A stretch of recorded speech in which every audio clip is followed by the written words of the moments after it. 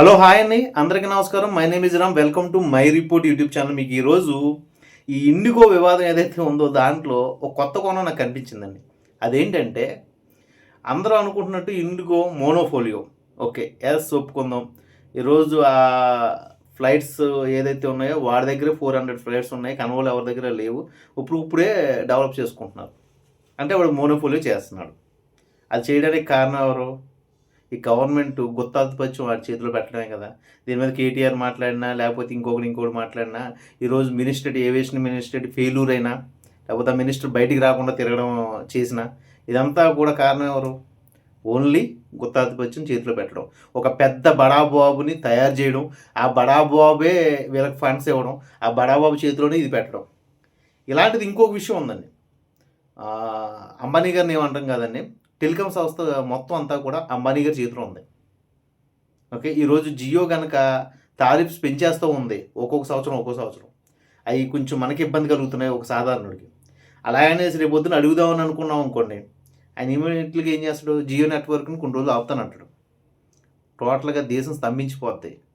అయ్యే గవర్నమెంట్ అర్థమవుతుందా? మీరు బిజినెస్ సెక్టర్స్కి ఎక్కువగా మీరు ఈ సబ్సిడీలే కాదు, ఈ ఫారిన్ ఇన్వెస్టర్స్ని కూడా మీరు రప్పించాలి. మీకు భయపడి ఫారిన్ ఇన్వెస్టర్స్ రావట్లేదు అనేసి ఆర్టికల్స్ రాస్తున్నాయి ఫారిన్ కంట్రీస్. ఓకే, ఇప్పటికప్పుడు బడ్జెట్ ప్రవేశపెట్టినప్పుడు వాళ్ళకు 20% పెంచాం, 5% పెంచాం అంటే ఎవరు రావట్లేదే. ఓన్లీ ఐటీ సెక్టర్లో మాత్రం వచ్చే ఫారిన్ ఇన్వెస్టర్స్ ఈ సెక్టర్స్లో ఎందుకు రావట్లా? రావాలి కదా, వచ్చి నిలబడాలి కదా. ఓకే, లేకపోతే మన ఇండియాలోనే ఫారెన్కి ఇంపోర్ట్ చేసే అంత డబ్బున్న ఇండియా బడాబాబులకి ఈ బిజినెస్లు ఎందుకు సెట్ అవ్వట్లేదు? మీరు గవర్నమెంట్ తరపు నుంచి ఒక మినిస్టర్ వెళ్ళి, బాబు కళానిధి మారన్ గారు, లేకపోతే టాటా, లేకపోతే బిర్లా, వాళ్ళ దగ్గరికి వెళ్ళి మీరు ఈ బిజినెస్ పెట్టండి అని మీరు ఎందుకు అడగట్లా? ఇండియన్ డెవలప్ చేయడానికి మీరు ఈ సదస్సులు ఎందుకు క్రియేట్ చేయట్లా?